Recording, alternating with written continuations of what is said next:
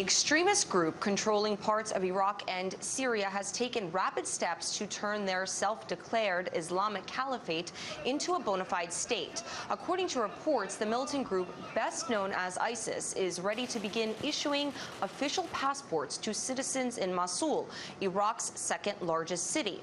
As well as making a broad religious call to arms, ISIS is also allegedly recruiting judges, doctors, engineers, and those who have military and managerial skills. What is happening in the Middle East with regard to the terrorist group ISIS and their trampling of an Iraqi police and military force is perhaps now overshadowed by what the organization is doing with regard to religious shrines. Call them what you will, but ISIS is taking bold, dramatic moves in their drive to bring a nation to its knees and seeking to draw America even deeper into the conflict. Let's welcome to MidPoint the co-director and senior fellow for the Transnational Threats Project at the Center for Strategic and International Studies. Thomas Sanderson joins us today. Thomas, thank you so much for being here. Thank you. Happy to be here. I wanted to get right to what is not exactly breaking news, but it is new because we have video that is brought to us from the Daily Mail. And this is allegedly, we are seeing members of ISIS taking sledgehammers to the Mosul tomb of the prophet Jordan. And this at the same time while more than 50 blindfolded bodies are found massacred south of Baghdad. We're seeing that video now. Is this not what is a dangerous fracturing of the country? Because certainly in Iraq, everything is so built around religious beliefs that this in itself will certainly speak negatively and fire up an awful lot of people in that country. Without a doubt, Iraq is home to some of the holiest places in Shia Islam, just as Saudi Arabia is to Sunni Islam. And what we've seen from a group like ISIS is this destruction of religious figures associated with Shiism. This is to be expected from this group, and it certainly will incite and inflame what is already an inferno between Sunnis and Shias and can go well beyond that. Do we have to now really start saying that ISIS, in many ways, is tactically brilliant?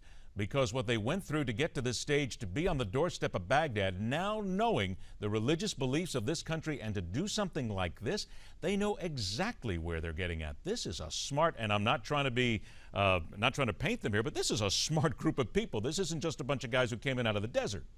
No, and they've learned lessons from past mistakes when they were previously Al-Qaeda in Iraq and then the Islamic State of Iraq and then ISIS and now the Islamic State. They made big mistakes when they governed Western Iraq several years ago. They've learned a lot from their activities in occupation of parts of Syria.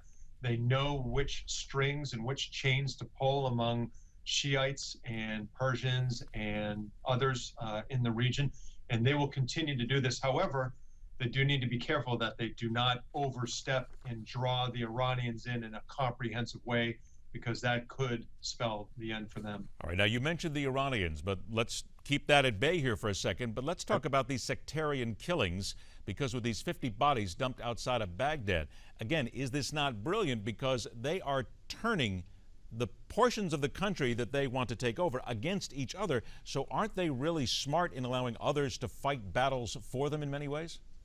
Well, it's always been an effective plan to get others to fight one another and advance your own interests. What I understand is some of these people they killed were allied with ISIS at one point, and I think that they recognize ISIS right away, where the fissures might be in their alliance with the Sunni tribes and the former Ba'athist regime officers from Saddam Hussein's army.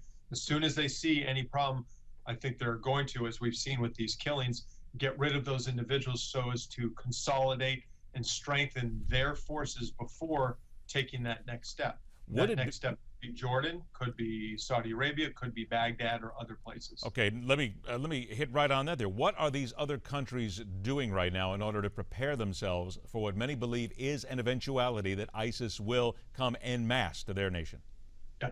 Well, one thing they're doing is making sure that the United States is taking this seriously, which we are, but also that we are doing the things and exerting the kind of leverage we can to take steps forward, one of which is to ensure that Prime Minister Maliki becomes more open and engaging with other parts of the country politically, with the Sunnis and the Kurds, but also to ensure that U.S. forces are training other local forces, providing technical capabilities, intelligence, surveillance, reconnaissance, and making sure that we are primed for any large-scale attack by ISIS either into Jordan or into Baghdad. Those would be two of the very likely advances we would see next from ISIS. Tom, don't you believe, though, that at this point ISIS sees Maliki as being completely useless?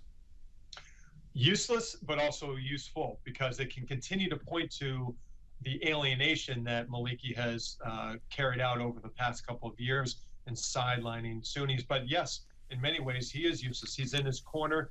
However, if he is able to rally the Iraqi army as well as Shiite militias with the help of Iran to take back some of the land that ISIS has controlled, then it's dangerous. But Maliki is a useful tool for them.